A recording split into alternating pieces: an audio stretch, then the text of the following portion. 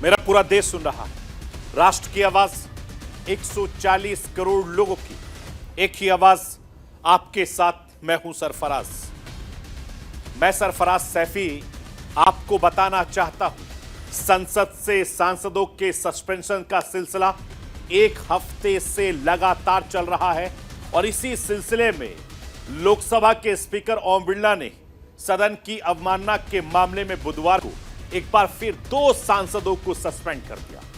इसके साथ ही संसद के दोनों सदनों से निलंबित किए गए सांसदों की तादाद 143 हो गई है। सांसदों के निलंबन की शुरुआत पिछले हफ्ते संसद की सुरक्षा में चूक के बाद हुई थी।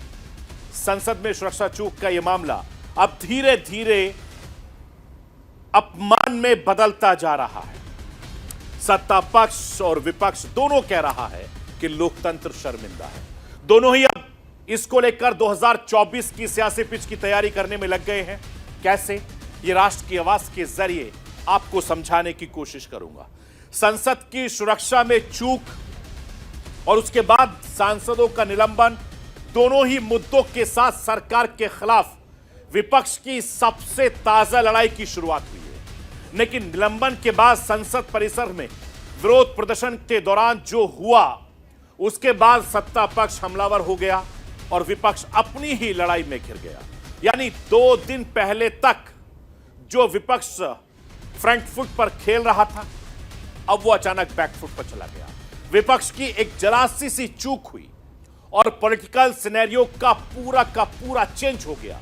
अब भारतीय जनता पार्टी उपराष्ट्रपति के अपमान का मुद्दा उठाकर विपक्ष को पूरी तरीके से घेरने में लगी है।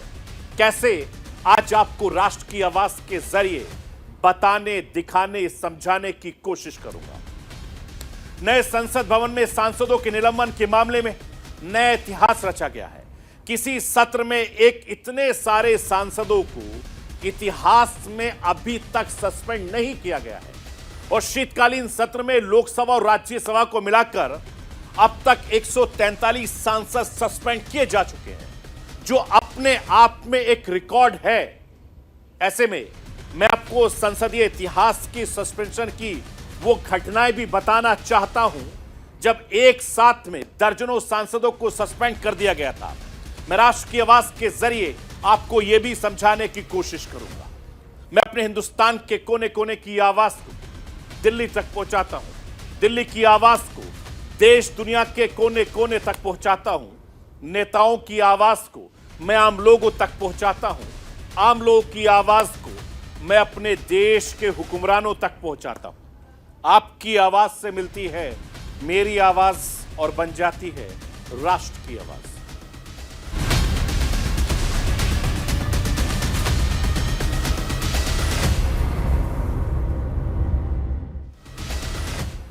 संसद की सुरक्षा पर संग्राम ऐसा छिड़ गया, दिन पर दिन विपक्ष लगातार हंगामा बढ़ता गया और जोरदार हंगामे के बीच सांसदों के निलंबन वाला एक्शन लगातार होता दिख रहा है। सत्ता पक्ष हो या विपक्ष दोनों कह रहे हैं कि लोकतंत्र शर्मिंदा है। विपक्ष के मुताबिक लोकतंत्र शर्मिंदा है क्योंकि शीतकालीन सत्र में लगातार 4 बार निलंबन का एक्शन, 143 सांसदों पर एक्शन हो चुका है, जो अपने आप में एक इतिहास है। विपक्ष कह रहा है कि उसे संसद में बोलने नहीं दिया जा रहा, तो सत्ता पक्ष कह रहा है कि लोकतंत्र की मर्यादा में गिरावट की सारी हदें विपक्ष ने तोड़ दी है।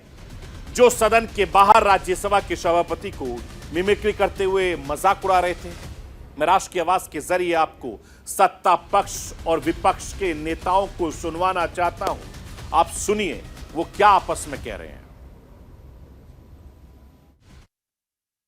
और आज देखिए, हम जो कोई बोलने के लिए ठहरे कि चिदम्बरम साहब थे, हमारे शिवा थे और करीम साहब थे, वाइको साहब थे, सभी थे, टीएमसी सभी थे। वो बात करने के लिए तो उठे, तो जितने मेंबर्स उनके हैं राज्यसभा के, वो पूरे उठ के खड़े हो गए। Slogan shouting. ये कहीं है रूलिंग पार्टी खुद 10 लोगों के लिए अगर 200 लोग खड़े होते हैं तो ये एक मजाक है डेमोक्रेसी का।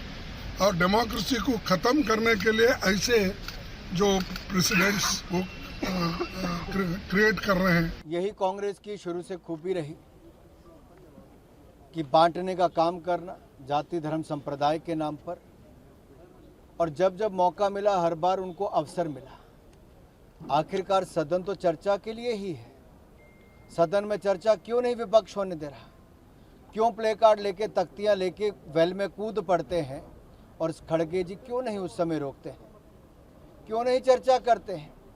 इशारे सारे सदन में देखे जाते हैं, कौन किसको इशारे कर रहे हैं? वेल में कूदने के लिए, हंगामा खड़े करने के लिए, तख्तियां लाने के लिए, और ये हंगामे करने वाले कोई और नहीं, ये कांग्रेस पार्टी और इनके नेता हैं। इसका जवाब भी खड़गे जी को देना पड़ेगा कि क्या राहुल गांधी जी ने जो उपराष्ट्रपति का अपमान किया है, क्या वो स्वीकार है?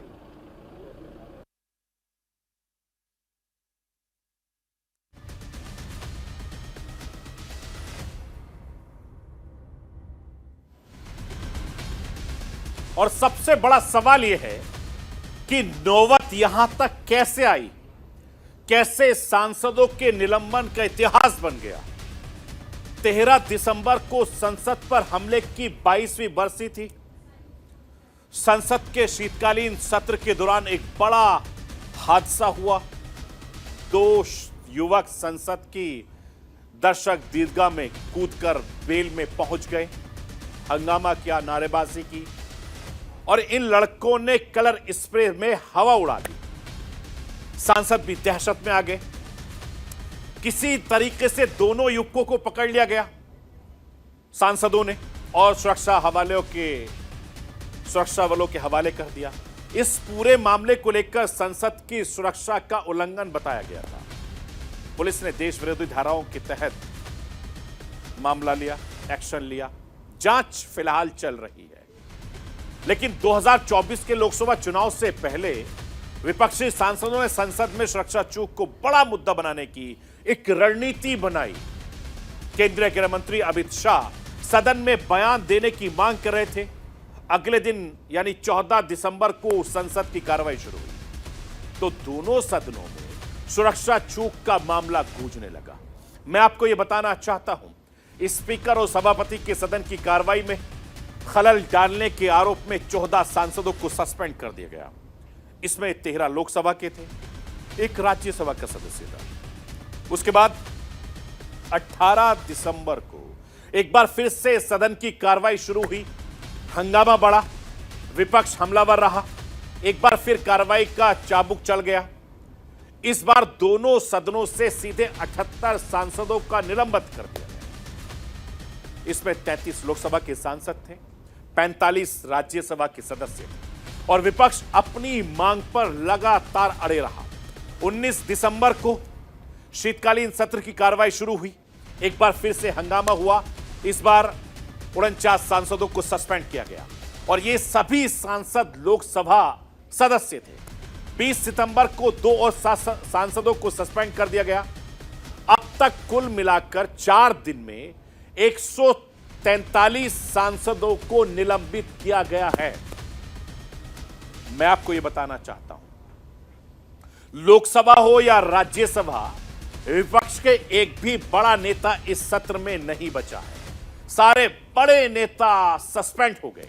इसलिए संसद में सस्पेंशन की सियासत अब सदन से उठकर सड़क पर पहुंच गई है।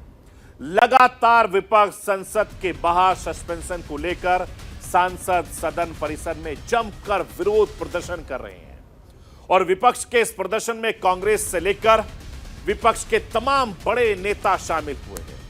विपक्ष के सामने 2024 का चुनाव है, इसलिए विपक्ष इस मुद्दे को यूं ही नहीं हाथ से जाने देना चाहती और विपक्षी गठबंधन इंडिया की बैठक में यह तय हुआ, इसे लेकर विपक्ष देश भर में प्रदर्शन करेगी। इसके लिए 22 दिसंबर का दिन चुना गया। इसी दिन के सहारे पहली बार इंडिया गठबंधन बंद कमरों की बैठक से निकलकर सड़क पर नजर आना चाहता था और सड़क से ही फिर विपक्षी गठबंधन संसद तक का सफर तय करना चाहता था। लेकिन भारतीय जनता पार्टी भी इस खेल में बहुत माहिर है। बीजेपी ने विपक्ष को इस पूरे खेल को ही पूरी तरीके से मोड़ दिया और यह पूरा गेम उसने अपने पाले में कर लिया। मैं आपको यह बताना चाहता हूं कि 2024 में फाइनल मुकाबले के लिए विपक्ष नेट प्रैक्टिसिंग तो खूब कर रहा था। नेट प्रैक्टिस के दौरान कभी कभी विपक्षी खेमे के खिलाड़ी कुछ ऐसा शॉट खेलते जाते हैं जिससे सत्तारूढ़ भारतीय जनता पार्टी तुरंत लपक लेती है। ताजा मामला देश के उपराष्ट्रपति जगदीप धनखड़ की मिमिक्री का है। टीएमसी सांसद कल्याण बनर्जी ने संसद के बाहर धनखड़ की मिमिक्री की। दूसरी तरफ राहुल गांधी इसका वीडियो बना रहे थे। बीजेपी ने इस मामले को दोनों ही हाथों में लपक लिया और पार्टी ने इसे देश के संवैधानिक पद के अपमान से जोड़ दिया। भगबदल विपक्ष की इस हरकत को जाट के अपमान से जोड़ दिया और लोकसभा चुनाव से पहले विपक्ष ने सत्ता पक्ष को बैठे बिठाए एक बड़ा मुद्दा दे दिया। 2 दिन पहले तक संसद में सुरक्षा चूक, सांसदों के निलंबन का जोर शोर से मामला उठा था। विपक्षी दल अब बैकफुट पर नजर आ गया। एक जरा सी चूक पॉलिटिकल सिनेरियो को पूरी तरीके से चेंज कर दिया। विपक्ष का वो एक चूक क्या है, मैं राष्ट्र की आवाज के जरिए आपको दिखाना चाहता हूं। सोचिए कि कैसे चूक से पॉलिटिक्स सिनेरियो पूरी तरीके से बदल गया है। जरा आप इस वीडियो के जरिए देखिए।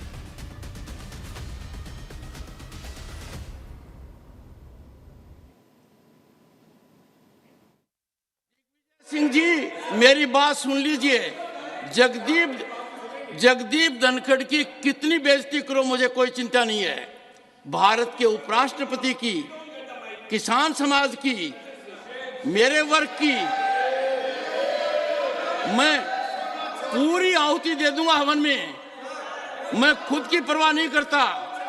मेरी बेइज्जती कोई करता है, मैं सहन करता हूं, खून की घूंट पीता हूं, पर मैं ये बर्दाश्त कभी नहीं करूंगा कि मेरे पद की गरिमा मैं सुरक्षित नहीं रख पाया।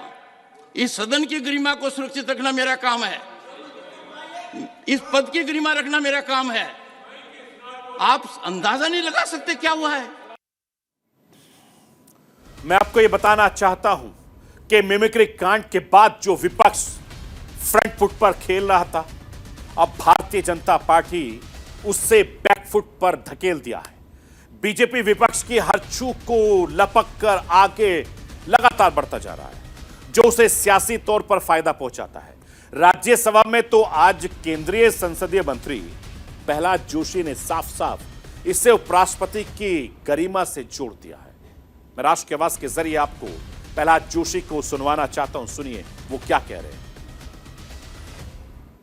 आपके संविधान पद को जो अपमानित किया है, तो उस सदन के सदस्य है श्री राहुल गांधी, पूरा संविधान पद का और आपका अपमान किया है। ये तो हम घोर निंदा करते हैं सर।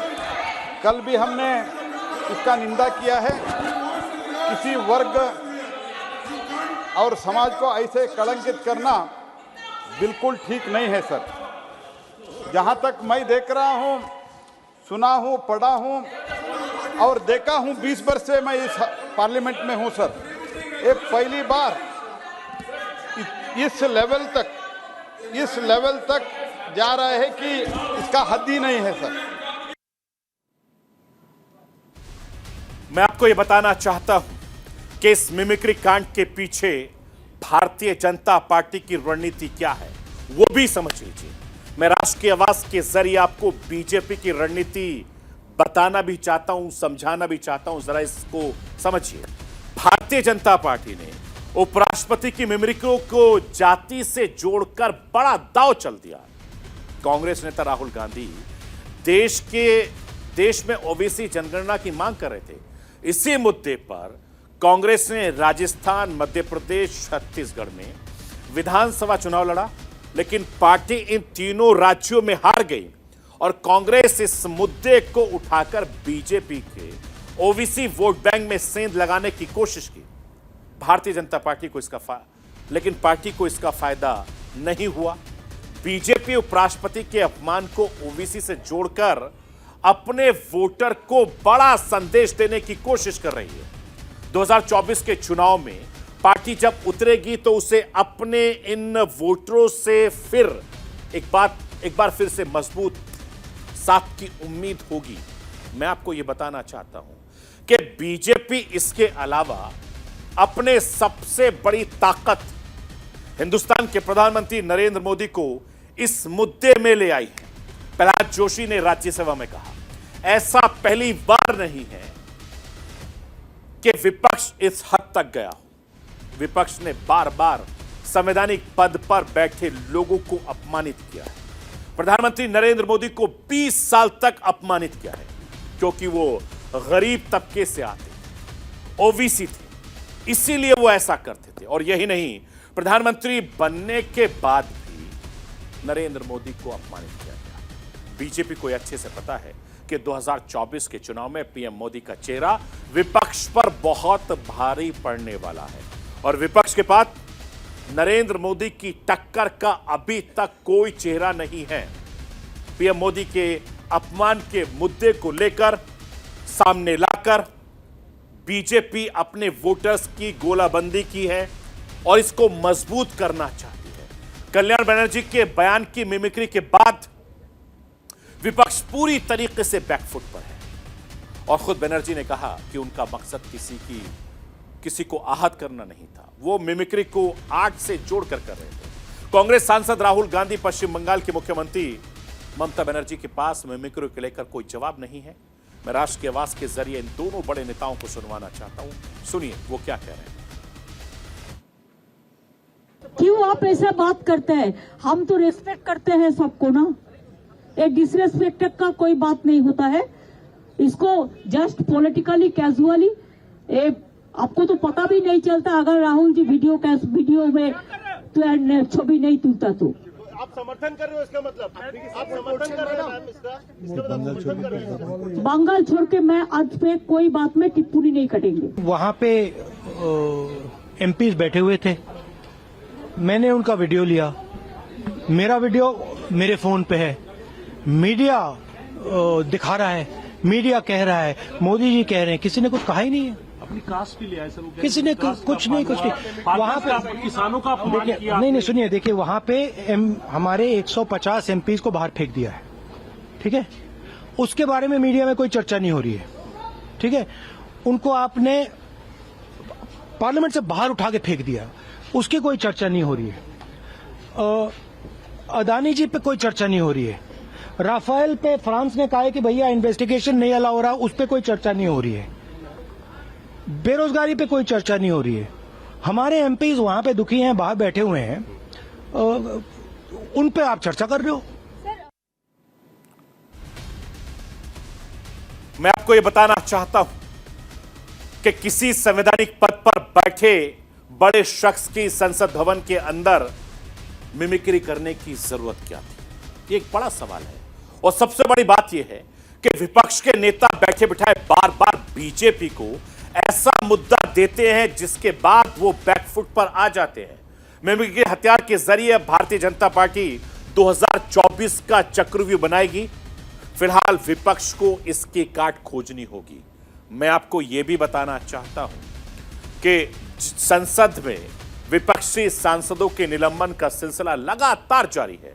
राज्यसभा और लोकसभा दोनों सदनों को मिलाकर 143 सांसद सस्पेंड कर दिए गए हैं। एक तरीके से देखें तो करीब करीब संसद में इस वक्त विपक्ष का कोई भी चेहरा नहीं है, विहीन हो गया है।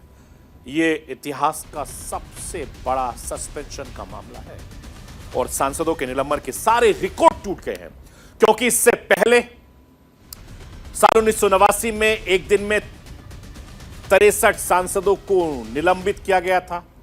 अब ऐसे में यह समझना जरूरी है कि साल 1989 में क्यों 63 सांसदों को निलंबित किया गया था, वो भी मैं राष्ट्र की आवाज के जरिए आपको बताना चाहता हूं। साल 1989 में राजीव गांधी की 400 से ज्यादा सांसदों की सरकार थी, बहुमत थी। विपक्ष के 63 सांसदों को सदन से सस्पेंड कर दिया गया था। इन सभी सांसदों को एक हफ्ते के लिए सदन से निलंबित कर दिया गया था। ये सांसद ठक्कर कमीशन की रिपोर्ट पर सदन में हंगामा कर रहे थे। ठक्कर कमीशन के पूर्व प्रधानमंत्री इंदिरा गांधी की हत्या की जांच की थी और इन सांसदों के निलंबन के साथ ही चारों ओर सांसदों ने भी सदन से वॉकआउट कर दिया था और सांसद के सस्पेंशन के मामले में नया संसद भवन ने बड़ा रिकॉर्ड बना लिया है। मोदी सरकार और विपक्ष के बीच जारी गतिरोध के चलते सदन के दोनों सदनों से 143 सांसदों के सस्पेंशन को विपक्ष बड़ा मुद्दा बनाने में जुटा है और यह सस्पेंशन ऐसे वक्त में हुआ जब विपक्षी दल वाले इंडिया गठबंधन 2024 के चुनाव से पहले एकजुट होने की कोशिश में थे। साल 1989 में राजीव गांधी की 400 से ज्यादा सांसदों की सरकार थी और विपक्ष के 63 सांसदों को सदन से सस्पेंड कर दिया गया था उस वक्त। इसके बाद विपक्ष सरकार को घेरते हुए विपक्ष दलों ने सांसदों ने लोकसभा से जिस तरीके से सामूहिक इस्तीफा दिया था, क्या 1989 जैसा एक कदम विपक्ष इस बार उठाने की कोशिश करेगा? यह बड़ा सवाल है और इस पर सबकी नजरें बनी हुई हैं क्योंकि 2024 चुनाव सर पर है और दोनों ही पार्टियों से लेकर बाकी तमाम राजनीतिक दल इस मुद्दे को अपनी अपनी तरीके से भुनाने की कोशिश करेंगे। ये तो जंग का आगाज है, पूरी जंग अभी बाकी है। आप देखते जाइए कि हर दिन नए नए मुद्दे किस तरीके से देश की जनता के सामने आएंगे, आप सोचने पर मजबूर हो जाएंगे। ये थी राष्ट्र की आवाज। बाकी खबरों के लिए आप बने रहिए न्यूज़ इंडिया के साथ।